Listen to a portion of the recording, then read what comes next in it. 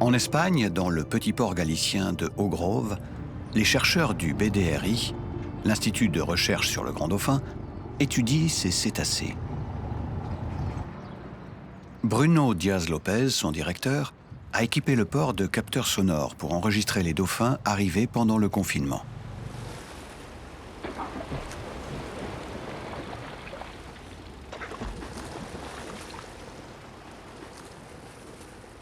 Dorénavant, les dauphins s'aventurent souvent en groupe dans le port.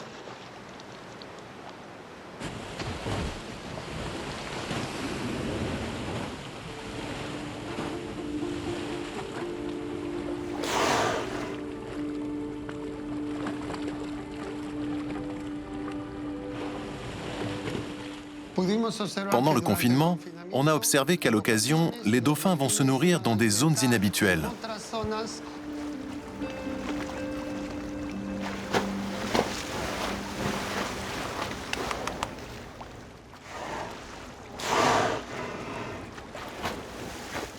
En l'absence des hommes, certains se sont même risqués dans les parcs à mollusques.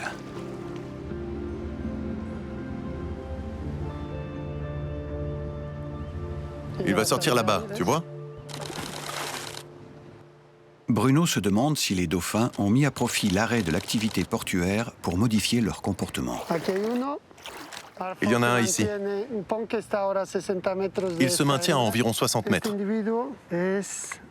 Cet individu, c'est... Oui, je pense que c'est Ford. Il reste dans cette zone, où nous avons pu le voir longtemps, et à de nombreuses reprises, pendant le confinement. Première étape indispensable, identifier les individus. Chaque aileron de dauphin est spécifique. Les entailles, les découpes dues aux péripéties que l'animal a affrontées pendant sa vie sont comme des empreintes digitales. Une fois un dauphin identifié, les chercheurs lui attribuent un nom et surtout enregistrent ses vocalises.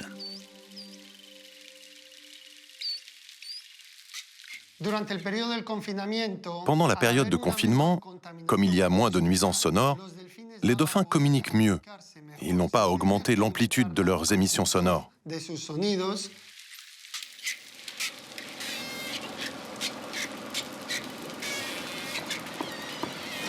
En temps normal, les dauphins sont obligés de crier pour se faire entendre, à cause du bruit intense des bateaux. Le port d'Haut-Grove est très actif à toute heure du jour et de la nuit.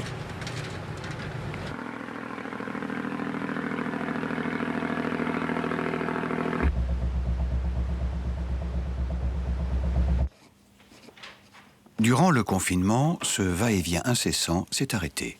Les hydrophones ont enregistré de nombreuses vocalisations des grands dauphins. Leur répertoire vocal est riche de 14 signaux distincts servant à la communication. Chaque signal se définit par une structure acoustique particulière et une durée déterminée. Certains grands dauphins frappaient la surface de l'eau avec leur queue pour faire de grands splashs sonores. Est-ce une forme de communication? Ou peut-être une invitation au jeu? Personne ne le sait. Les études vont permettre de mieux connaître les comportements des grands dauphins et leurs zones de chasse en l'absence de bruit. Elles orienteront les mesures à prendre pour définir des couloirs de transit des bateaux plus sûrs pour les grands dauphins et pour limiter la pollution sonore.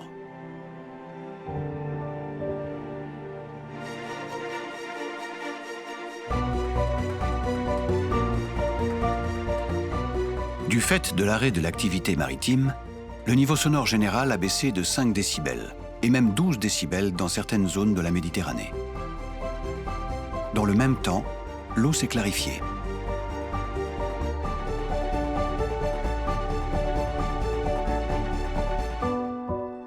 En temps ordinaire, les grands dauphins sont rares dans les calanques de Marseille, qui sont bondées de monde hiver comme été.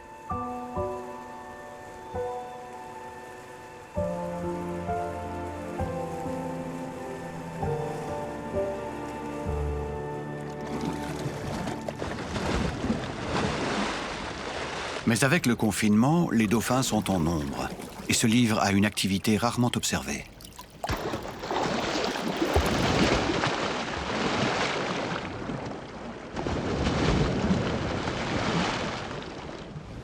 Les hydrophones embarqués à bord des drones de l'opération Quiet Sea ont en effet enregistré de curieux signaux. On a, après 2 mois de confinement, des animaux présents dans les calanques qui jouent avec des échos de surface, de fond, de côté. Et que tout comme on peut s'amuser dans une cathédrale ou une grotte à écouter nos échos, ils en profitent et ils s'en étonnent.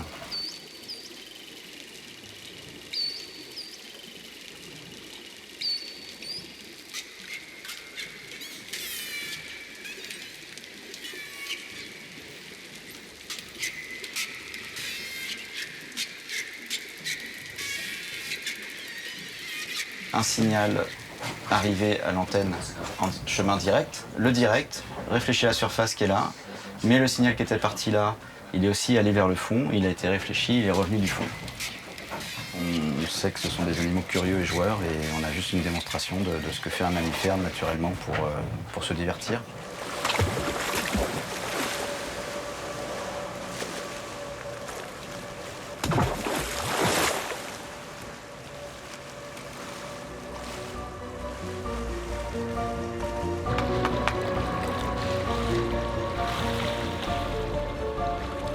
Preuve supplémentaire que le stress ambiant a considérablement diminué pendant le confinement, les scientifiques de Quiet Sea ont eu la surprise de voir des grands dauphins, accompagnés de juvéniles, rechercher le contact et jouer avec leur bateau.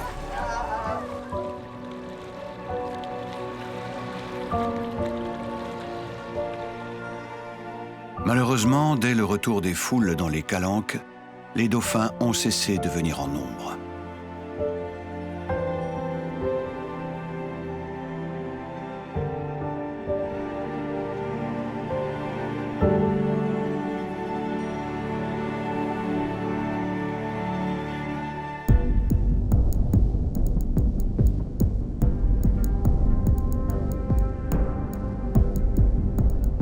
Dans le golfe du Mexique, la pandémie a mis à l'arrêt l'exploitation pétrolière offshore, qui induit des flux continus et importants de méthaniers et pétroliers.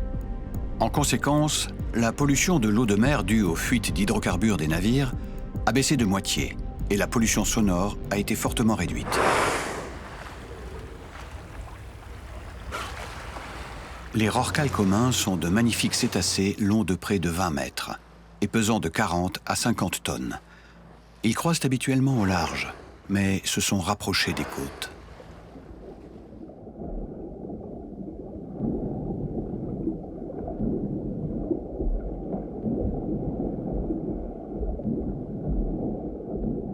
Libérés du parasitage du bruit des bateaux, leurs séquences de communication sont devenues 2 à 6 fois plus longues.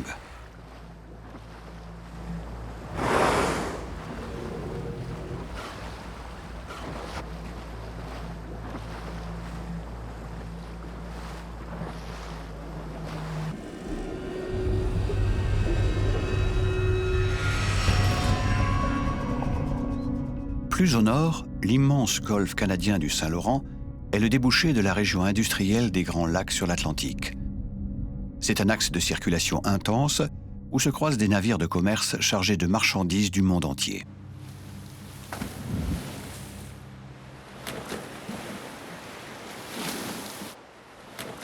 Lorsque le trafic s'est interrompu, les Montréalais ont vu avec stupeur une baleine à bosse remonter le fleuve Saint-Laurent en se livrant aux impressionnantes cabrioles qui l'ont rendue célèbre.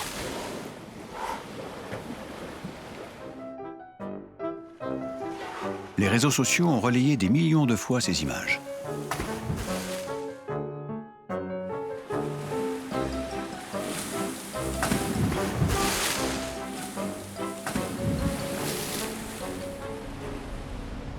Qu'est-ce qu'une baleine à bosse venait faire là ?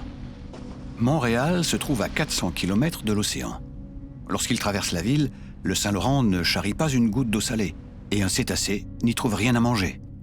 Cela restera un mystère, car la baleine est morte peu après, de cause inconnue.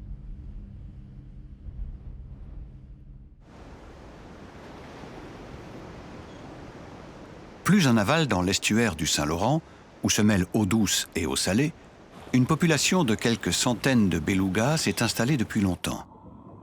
Ces petits cétacés de 4 à 5 mètres de long pesant jusqu'à 1,5 tonne, vivent habituellement dans les eaux froides de l'Arctique.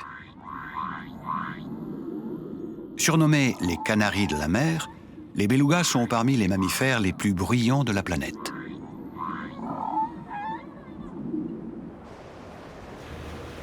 Comme tous les grands bavards, ils n'aiment pas qu'on leur coupe la parole. Et le tintamarre qui règne ordinairement dans l'estuaire les dérange beaucoup. Robert Michaud, directeur de recherche au GREM, le groupe d'études sur les mammifères marins, connaît parfaitement ces attachants cétacés. 60 à 80 belugas, entre 30 et... T'as des beaux animaux, t'en as un plutôt gros. Cette population-là, si elle avait été en santé, elle aurait dû doubler depuis qu'on a commencé à l'étudier dans le début des années 80.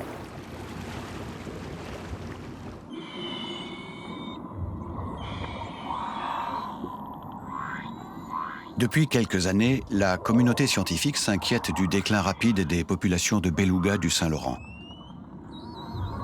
La mortalité des femelles et des juvéniles est en hausse, alors que les populations de l'Arctique sont épargnées.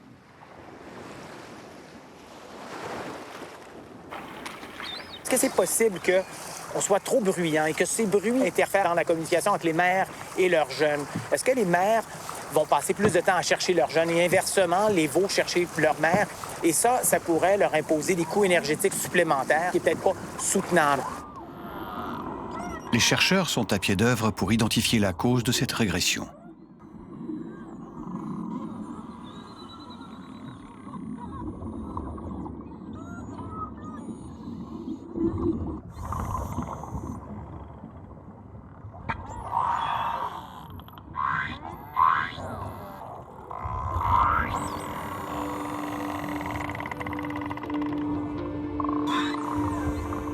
La chercheuse Valeria Vergara s'est notamment intéressée à la communication entre la mère et son unique petit. Elle a identifié un élément clé. C'est un cri de contact. Un autre cri de contact. Une réponse. En voilà un autre.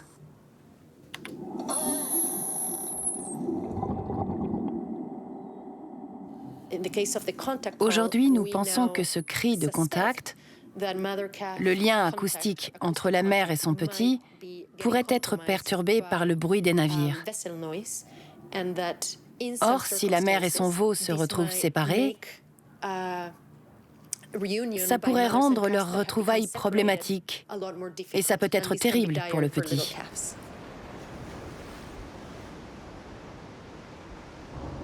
Les grands navires de commerce qui empruntent le Saint-Laurent produisent des bruits pouvant atteindre 180 décibels. Les nombreux bateaux de plaisance et d'excursion sont également très bruyants. 2010 et 2012, les années où la mortalité de nouveau-nés a été la plus élevée, sont celles où les navires de plaisance ont été les plus nombreux. Pour saisir les effets du bruit sur les relations d'une mère et son veau, Robert Michaud et Valeria Vergara se rendent dans le fjord du Saguenay. Cet affluent du Saint-Laurent est une pouponnière pour les belugas. Valeria plonge un hydrophone dans l'eau du fjord, tandis que Robert le survole avec un drone. Les deux chercheurs veulent évaluer l'impact du bruit des bateaux sur le contact call, le cri d'appel qui entretient la relation entre une mère et son jeune veau.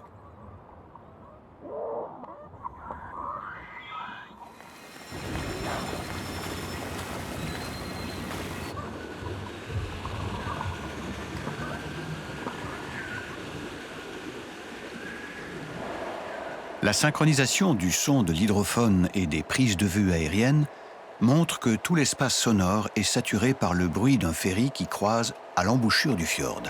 Un passage obligé pour les belugas qui entrent et sortent de la nurserie. Valeria a utilisé une image, c'est-à-dire que c'est comme si on décide de rentrer dans un tunnel noir où on voit rien, où on n'entend rien si on est un beluga.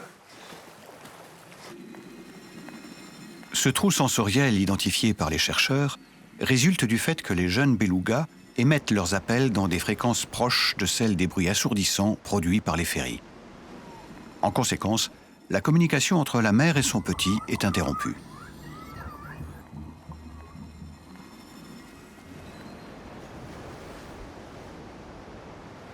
Lorsqu'il a perdu le contact avec sa mère, le jeune beluga, isolé, stressé, est en grand danger. Son besoin de socialisation le pousse à pénétrer dans les ports où il entend du bruit et à nouer contact avec les humains. Mais sans sa mère, il est condamné.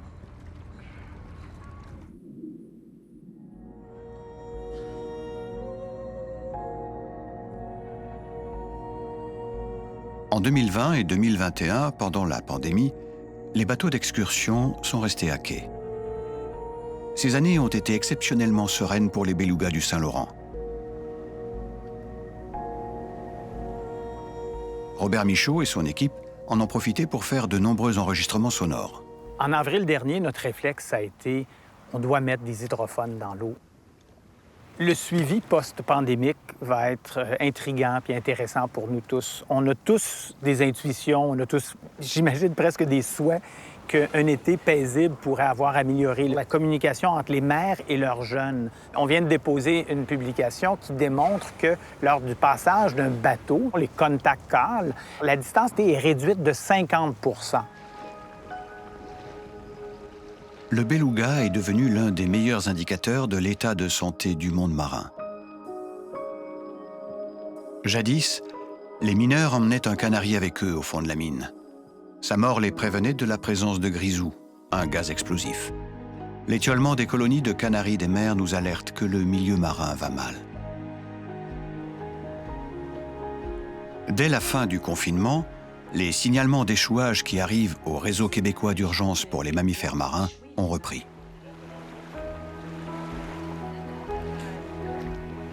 La rapidité d'intervention est capitale. Dégagé des rochers sur lesquels il s'est échoué, l'animal est soigné et réconforté. Il est remis à l'eau dès qu'il a repris des forces. On va être obligé de pivoter, va-t'en vers l'avant du bateau. Puis là, il va falloir y aller 1, 2, 3, on la pire dans l'eau. Ah oui, c'est capable d'aller. Les animaux marins sont soumis à de nombreuses perturbations sonores. Les sonars des navires, notamment les submersibles militaires, scrutent l'espace sous-marin par écholocation, comme le grand cachalot. Ils interfèrent ainsi avec leur communication, de même que celle d'autres cétacés tels les belugas.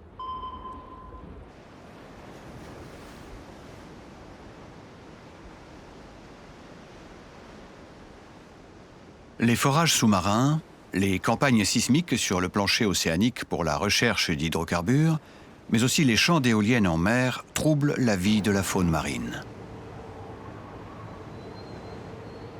Dans l'eau, le son se propage plus loin et 4 fois plus vite que dans l'air. La faune est donc particulièrement touchée par le tintamarre des activités humaines sous-marines. Il brouille leurs repères et provoque un stress qui met de nombreuses espèces sous pression. Des bruits particulièrement violents peuvent affecter gravement l'audition des cétacés, les poussant à remonter à la surface sans aucun palier de décompression, ce qui peut provoquer une embolie et parfois leur échouage.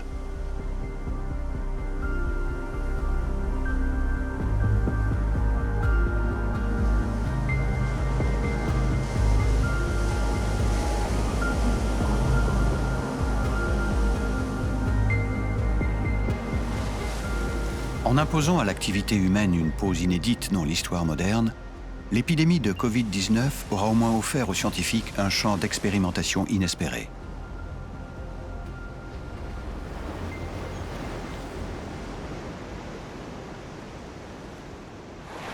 Si la pollution sonore des milieux marins est connue et observée de longue date, on était loin d'en avoir pris toute la mesure.